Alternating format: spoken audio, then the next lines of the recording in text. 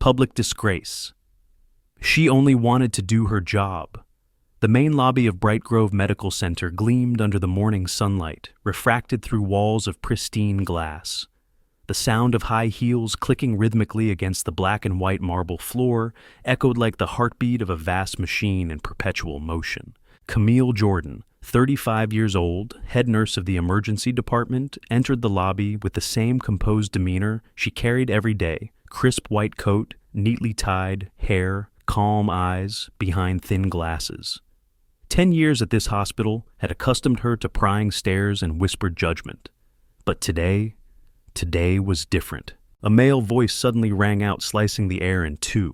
"Camille Jordan, you're fired. Effective immediately, leave your ID badge and coat at the front desk.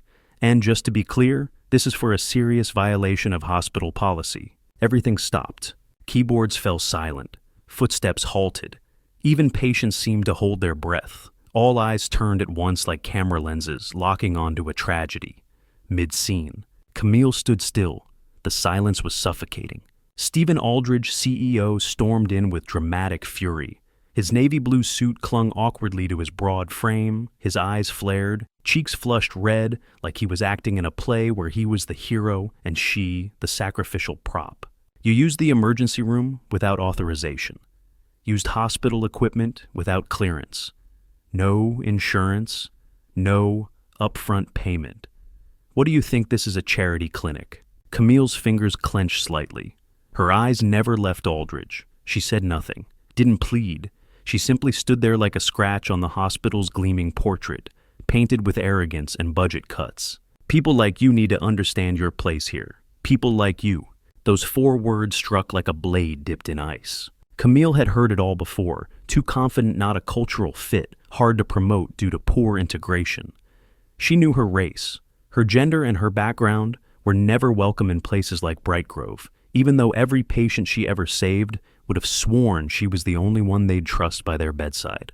Slowly she removed her coat and smoothed the collar once, as if in a farewell ritual. "I saved a life, Mr. Aldridge," Camille said softly but firmly.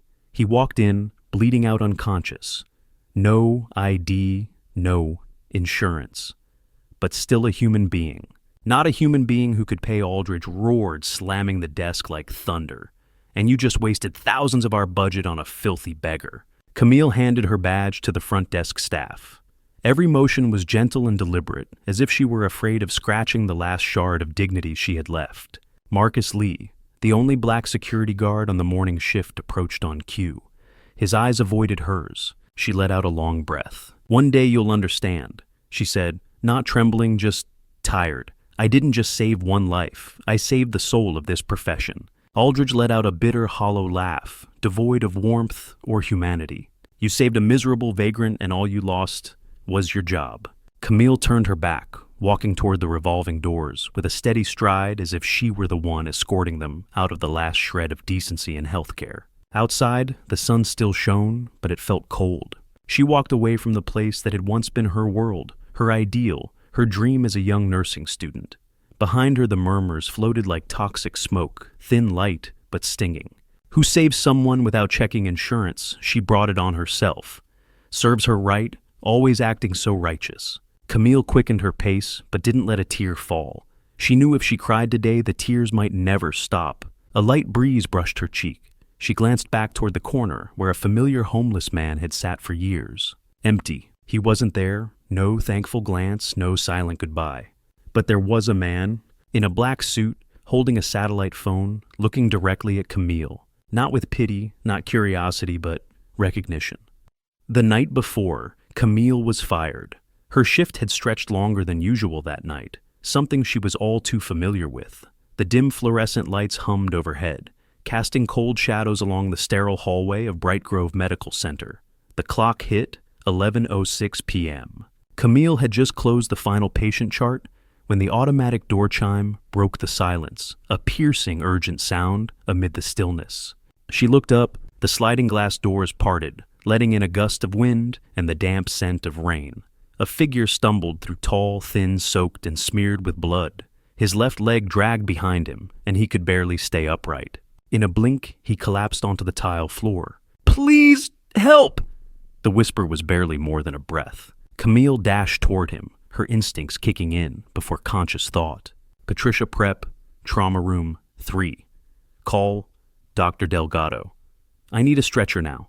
No response. Behind the reception desk, Brittany Monroe looked up from her phone, her long silver-polished nails tapping rhythmically against a glittery case. No ID, no insurance. He can't be admitted, she said flatly. That's policy? You know that Camille. Policy! Camille spun around, her voice ice sharp. He's bleeding out. The pulse is weak. He doesn't have much time.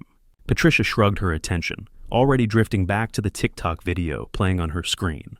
Camille dropped to her knees. She placed 2 fingers on the man's wrist. His pulse was threadbare. Blood still trickled from a wound on his right temple. Blunt force trauma. Possibly a brain injury. No name, no wallet, no insurance. But he was human and he was dying. Get out of my way. Camille's voice roared through the empty lobby like a fire alarm. Without waiting for anyone else, she began resuscitating him on the spot. Compression cervical stabilization, improvised airway support. Her hands steady her training, razor sharp from thousands of ER hours. Dr. Delgado, she called out as she spotted the young physician rushing down the corridor. We're moving to trauma room 3 male, approx. 40. Polytrauma. Likely grade 2. Concussion. Luis Delgado hesitated. But Camille, there's no chart, no paperwork. You want him to die right here on this floor. Camille's eyes flared, not with anger, but with something stronger. Conviction duty. 10 minutes later, the man was in the emergency room. Blood still leaked from his right ear. His lips were pale, his chest rose and fell with labored mechanical breaths. Camille didn't leave his side, holding his hand through the IV drip and temporary stitches until his vital signs finally stabilized. His heart was faint but regular. She gently wiped the blood and dirt from his face, their eyes still shut, forehead high. Features masked beneath the trauma, he didn't look like someone destitute. He didn't look homeless. He didn't look desperate. He looked like someone familiar with power. Her shift ended at 1:44 a.m. Camille sat alone in the break room. She knew she had broken protocol. She knew she'd likely pay for this. And yet, if given the choice again, she'd still save him. No one deserves to die just because they lack insurance. If this profession loses its humanity, it's no longer medicine. She checked the clock. Rain still fell outside, trees shook in the wind, street lamps cast long shadows on the wet pavement. And somewhere in that storm, someone was alive because she'd acted. I don't care who you are, as long as you live, that's enough.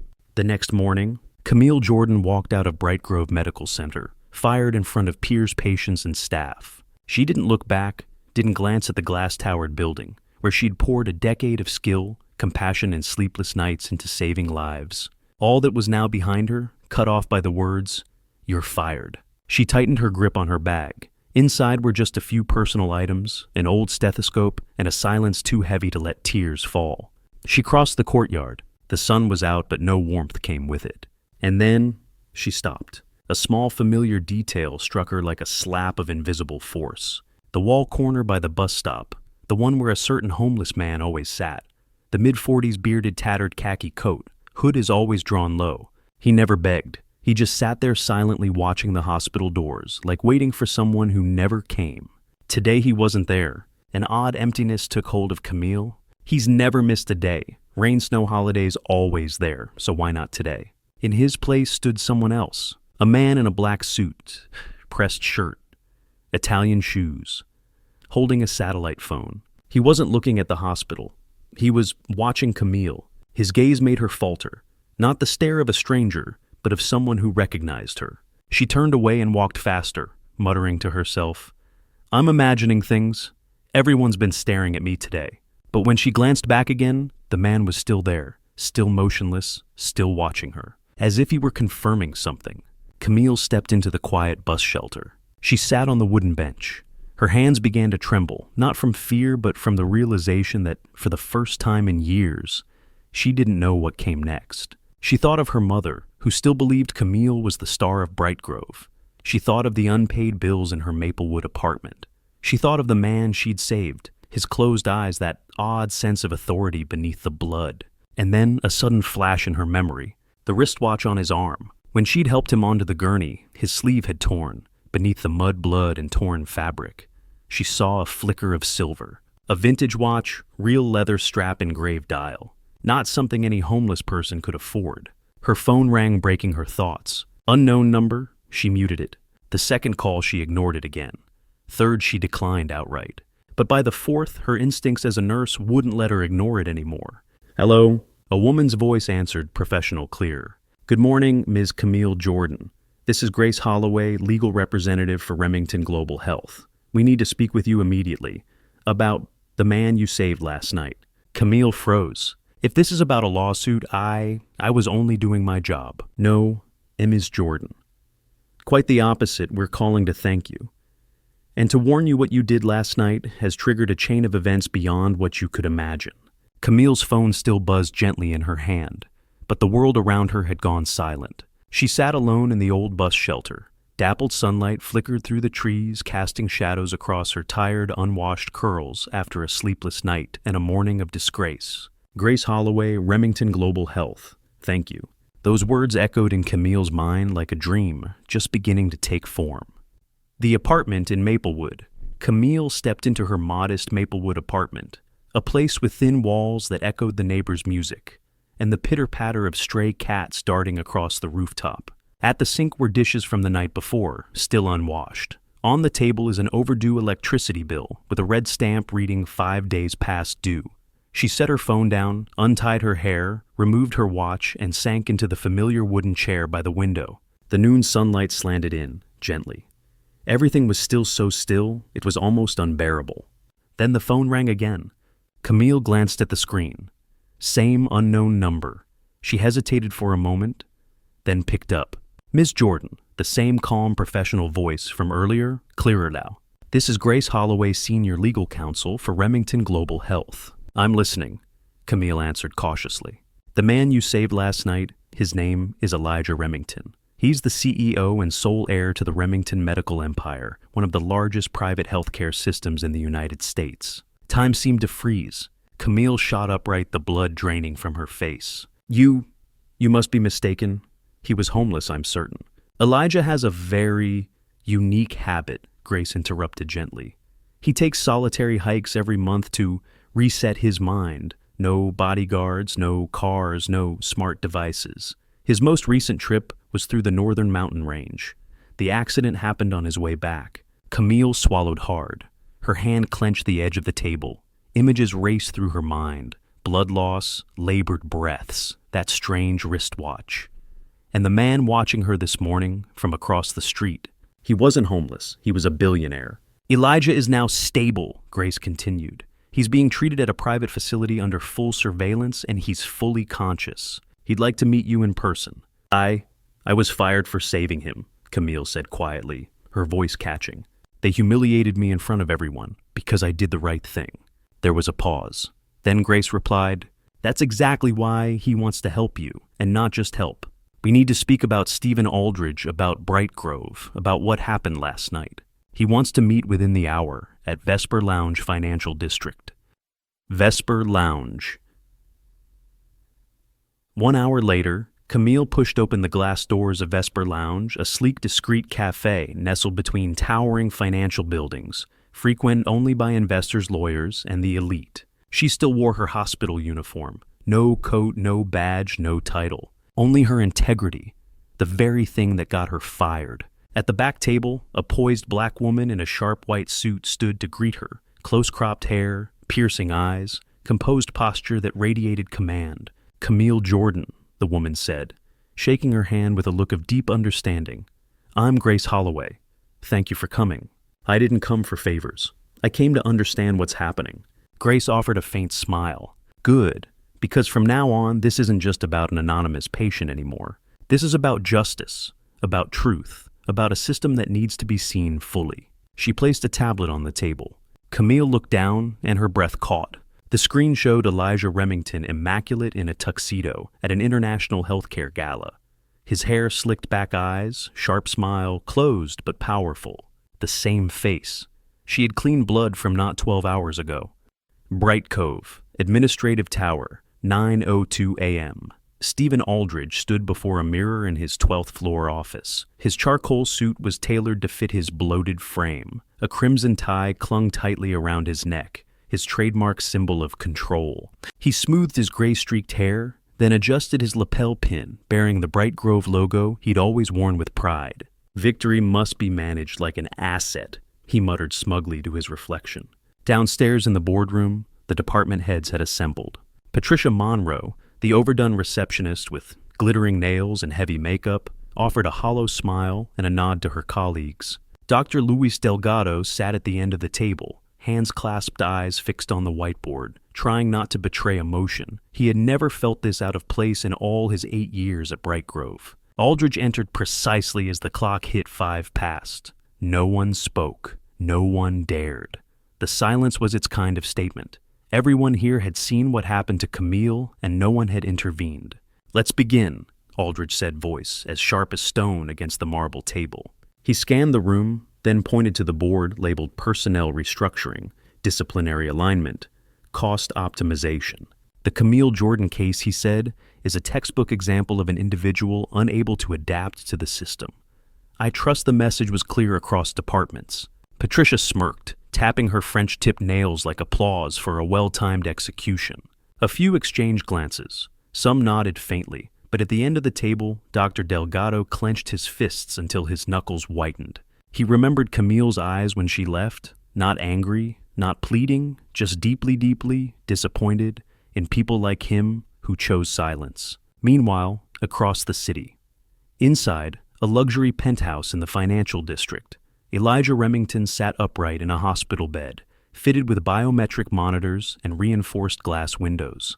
Every surface gleamed, every detail was controlled. A large monitor displayed the live feed from Bright Grove's executive meeting, streamed through a private surveillance network. Grace Holloway stood beside him, arms crossed, eyes trained on a second tablet.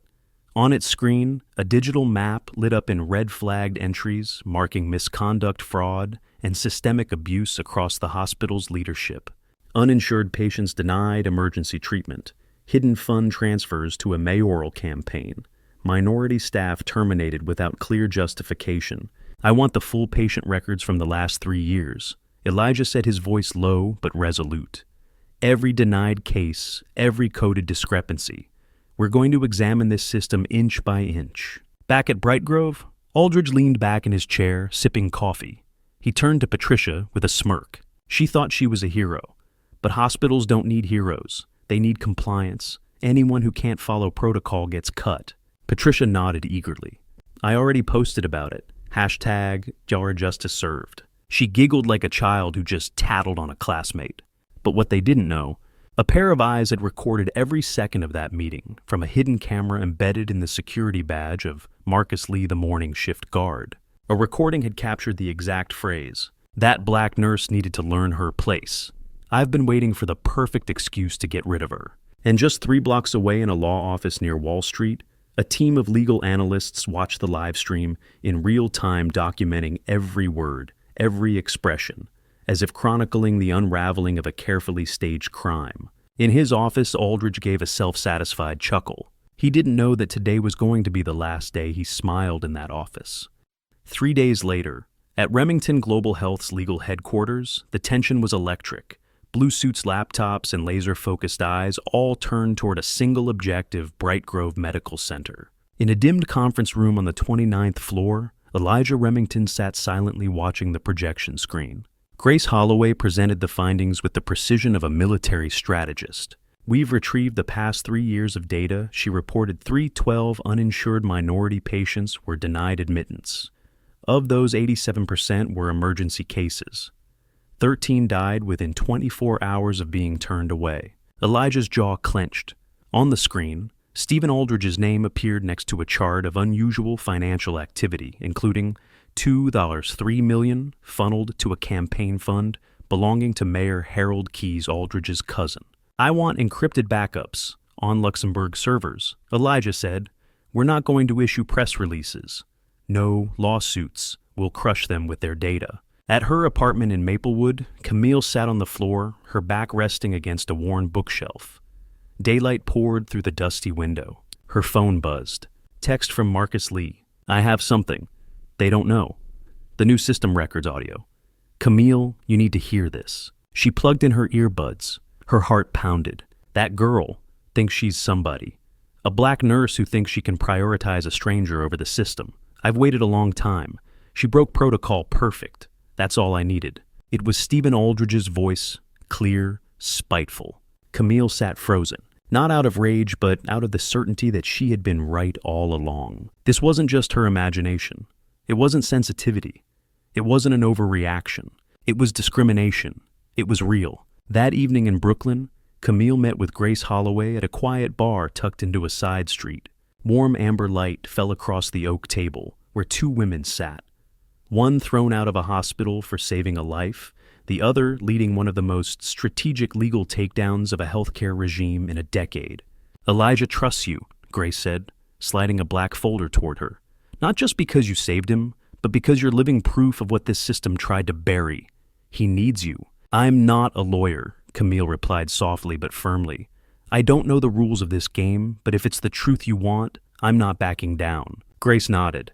Good, because starting now, we need a key witness. Astoria Crown Ballroom, Friday, 8:00 p.m. The grand ballroom shimmered like a cathedral of wealth. Golden molding adorned the towering walls. Crystal chandeliers cascaded from the ceiling, like waterfalls of light. New York's elite politicians, CEOs, investors, and media icons stood in tailored clusters, swirling champagne and murmuring with rehearsed civility. All eyes gravitated toward the center stage, where the plaque read, Honoring the Visionary of Modern Healthcare, Stephen Aldridge. A string quartet played Dvořák's symphony, No Sincene, lending the evening an air of cultured decorum. No one noticed the young photographer discreetly attaching a micro camera to his tripod. No one paid attention to the black server carrying a tray of drinks, nor the tiny audio transmitter hidden in his vest button. Then came the moment. Stephen Aldridge stepped onto the stage basking in applause. His eyes gleamed under the spotlight as if it were a coronation. Ladies and gentlemen, he began, arms spread wide.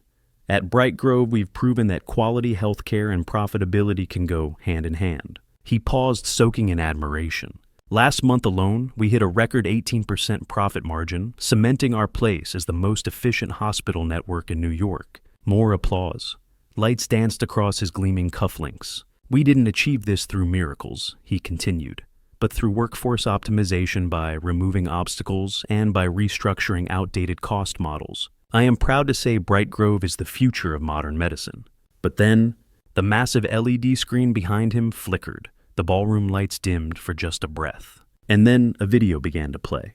Not the usual polished promo. No montage of smiling doctors or sleek operating rooms. It was grainy security footage. A silent meeting room. Aldridge's voice cut through the ballroom like a knife. I was just waiting for the opportunity. She broke protocol perfect. She thinks saving some homeless man puts her above the system.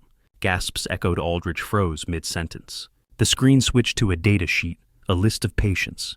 Name, age, ethnicity, emergency status, reason for refusal, no premium insurance. Then came a spreadsheet, dozens of bank transfers, recipient Harold Key's campaign fund. The room fell silent. No laughter, no chatter, just horror and disbelief. And then the final video. Elijah Remington appeared on screen, clean-shaven, composed and dressed in a dark suit. His voice was calm, unmistakably powerful. On the evening of the 15th, I suffered serious injuries during a solo hike. I arrived at Bright Grove Medical Center in critical condition. They turned me away because I didn't have insurance. He paused. If not for head nurse Camille Jordan, I would have died instead of recognition. She was publicly fired, humiliated. And now, I want this room to know I have purchased controlling interest in Bright Grove. Chaos erupted. Yells, flashes, investors checking their phones. Some stood, some stormed out. Others whispered frantically. Aldridge turned to leave, but he didn't get far. From the aisle, FBI Special Agent Darnell Brooks stepped forward, holding up a pair of polished handcuffs. Stephen Aldridge, you are under arrest for systemic discrimination, embezzlement of public funds, and destruction of medical records. You have the right to remain silent. Click. The cuffs snapped shut. The stage lights still shone, but this time they exposed not glory, but disgrace. A titan of healthcare brought down not by scandal alone, but by truth, by justice, by the very woman he tried to silence. Across the ballroom. At the far end of the room, Camille Jordan stepped into the spotlight. She wasn't wearing a nurse's uniform. She wore a sleek navy blue suit. Her posture was composed. Her presence was undeniable. Elijah Remington walked beside her, flanked by legal counsel and representatives from Remington Global. All heads turned, all eyes followed. No more judgment, no more whispers. Only the quiet, thunderous hush of respect. 1 week after the night of truth at Astoria Crown Ballroom. The sky over New York was unusually clear. Wind swept gently past the flags lining the entrance to what once was Bright Grove Medical Center. Today, a new name stood carved in stone above its main entrance: Camille Jordan Center for Humane Healthcare. Crowds gathered at the gates. Journalists filled the sidewalk. Cameras clicked. But this wasn't a press stunt. It was a public reckoning, a tribute. Camille emerged from a black SUV carrying a thick file folder. She no longer wore a white coat. She didn't need to. Today she set the terms. Inside the main conference hall, once the private domain of Stephen Aldridge Department, heads, investors, and media representatives stood waiting. Camille stepped to the podium and began. 10 years ago, I walked into this hospital with nothing but my training and a heart determined to help. And over those 10 years, I watched cruelty wear the mask of policy. I watched skin color, zip code, and income decide who lived and who was left behind. She paused. The room was silent. Today that ends. At the Camille Jordan Center, care will be given based on need, not net worth. And every staff member will be retrained in the principle: we forgot to treat people with dignity. From the audience, Dr. Luis Delgado stood up. His hands trembled, but his voice was steady. I witnessed it all, and I stayed silent. I'm sorry, Camille, but today I will not stay silent anymore. He turned to the staff. From this day on, our emergency room will be exactly that for everyone. Applause thundered. At the front desk, Maria Gonzalez, once fired for not fitting the brand image, now welcomed patients in 2 languages. She greeted an elderly woman and walked her in gently. No one asked for insurance. No one asked to see her shoes. Just kindness. Camille's office. Executive floor.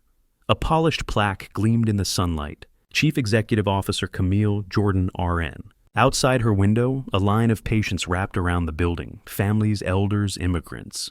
People who had once been turned away now stood in hope. Her phone rang. Elijah Remington. Camille, I just signed off on a $100 million grant. 5 more cities, 5 new centers. This is just the beginning. Camille looked out at the crowd. Her voice was soft but firm. I used to think losing everything at Bright Grove was the end.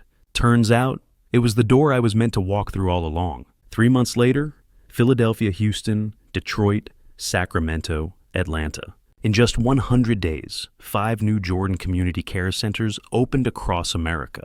No grand marketing campaigns, no luxury banners, just results. Hundreds of stories flooded in patients who survived because someone didn't ask for a premium policy first. On TV, a reporter said, once fired for saving a life without permission, Camille Jordan has now built the first healthcare movement in decades based on empathy, not economics. At the New York headquarters, Camille entered a strategy meeting with 2 familiar faces. Dr. Delgado, now National Medical Director. Maria Gonzalez, now Director of Bilingual Patient Services. In her hands, a proposal titled Jordan Medical Scholarship Full Tuition for Future Healthcare Workers from Underserved Communities. On screen, hundreds of new students from across 40 states waited on a Zoom call. Camille spoke into the camera.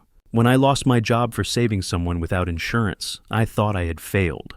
But today I know justice didn't die. It simply found another way to survive. You're not just becoming doctors or nurses.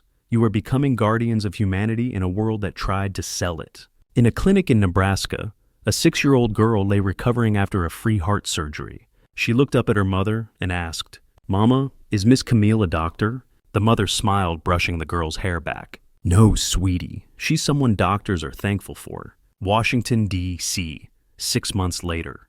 Thousands packed into the National Convention Center. Flags waved, cameras rolled, and all eyes focused on a single podium marked National Healthcare Reform Summit for Compassion of First. The MC spoke. She turned humiliation into history. Please welcome Camille Jordan.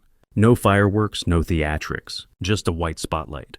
Camille stepped out in a simple white blouse embroidered with her foundation's emblem. No notes in hand, no speech cards. She looked at the crowd, students, nurses, janitors, patients, immigrant doctors, and spoke. I'm not here to relive my firing. I'm here to ask, how many other Camilles have we dismissed without knowing? How many students gave up on medicine because they couldn't afford it? How many patients died over a zip code, a language, or a skin tone? Healthcare isn't a market, it's a mission. She raised a document. This is the Universal Compassion Protocol, a model that treats patients without bias or financial filter. Next week, I will present this to Congress to make this part of our national system. The room was breathless.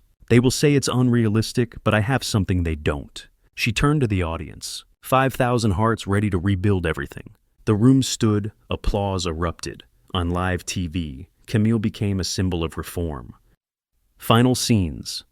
In a quiet jail, 300 miles away, Stephen Aldridge swept floors in a cold hallway. A guard dropped a sealed envelope at his feet.